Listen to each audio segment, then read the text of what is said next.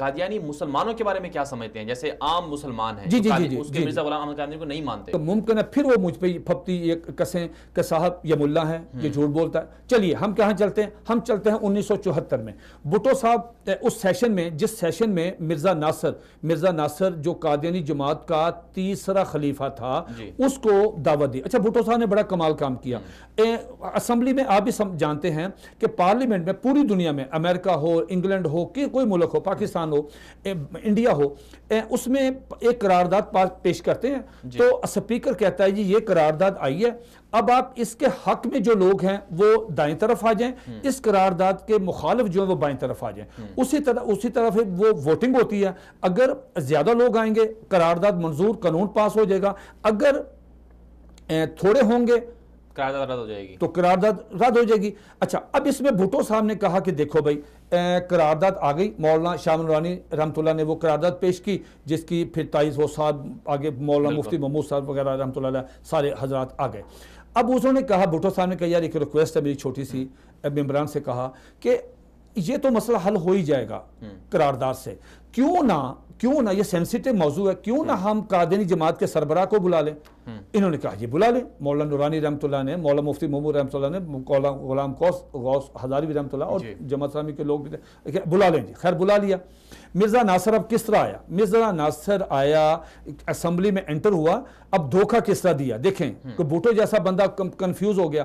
اس نے ٹخنوں کے اوپر شلوار سنت کے مطابق، سفید سوٹ، ہاتھ میں امامہ، ایک ہاتھ میں قرآن مجید اور 7 تسبیح اور درود شریف پڑھتا ہوا اندر آیا۔ جب وہ آ کے اپنی سیٹ پہ بیٹھا تو بھٹو جیسا آدمی، جہاں دیدہ آدمی پریشان ہو گیا۔ انہوں نے مفتی محمود صاحب کو بلایا، کہا کہ جناب یہ دیکھیں یہ تو بندہ قرآن مجید، تسبیح اور جناب سارا کچھ ہے، تو انہوں نے کہا دیکھیں شکاری جب شکار کرنے جاتا ہے نا، تو اپنا بھیس بدلتا ہے، تو یہ بھیس بدلا ہوا ہے، آپ دیکھیں جب ہم اس پہ جرا ہوگی تو مزہ آپ کو آئے گا، صبر کریں دیکھیں اب کام شروع ہوگا۔ اس پہ قومی اسمبلی کے کسی بھی ممبر کو اس پہ براہ راست سوال کرنے کی اجازت نہیں تھی۔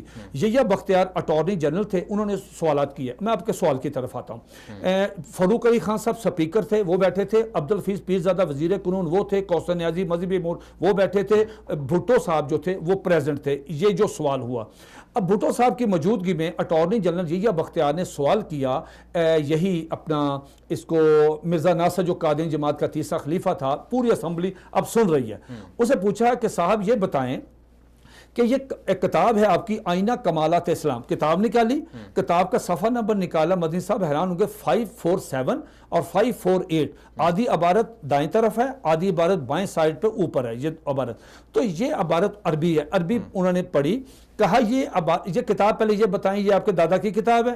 مرزا ناصر نے کہا میرے دادا کی، مرزا غلام احمد قادیانی کی کتاب ہے۔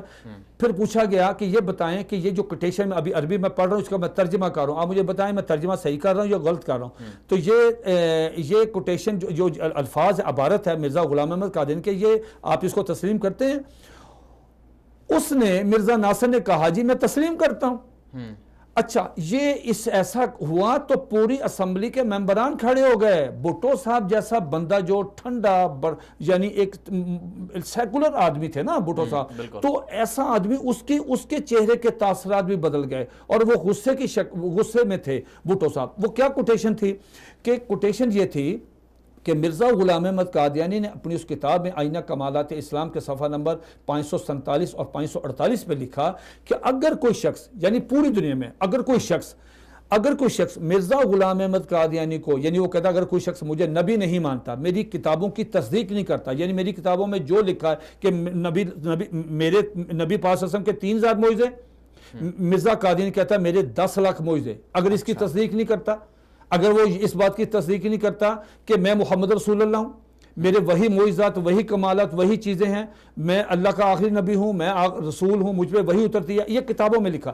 وہ مرزا کہتا ہے کہ اگر کوئی شخص مجھے نبی نہیں مانتا، میری کتابوں کی تصدیق نہیں کرتا اور محبت کی نظر سے میری تحریروں کو نہیں دیکھتا، اس نے ایک لفظ استعمال کیا ذریت البغایا، جس کا ترجمہ یہ ہے کہ جو شخص یہ تسلیم نہیں کرتا اس کی ماں جو ہے پروسٹیچیوٹ ہے، یعنی اس کی ماں طوائف ہے، کنجری ہے، نعوذ باللہ۔ دیکھیں نا مجھے اپنا کیس سمجھانے میں ذرا میں الفاظ وہ یہ پوری اسمبلی کھڑی ہو گئی کہ یار ہم آپ کو نبی نہیں مانتے، لیکن آپ ہماری ماں کو پاک باز عفت ماب ہماری ماؤں کو، آپ کو کس نے رائٹ دیا ہے کہ آپ ہماری ماؤں کو آپ پروسٹیچیوٹ کہیں، ان کو طوائف کہیں؟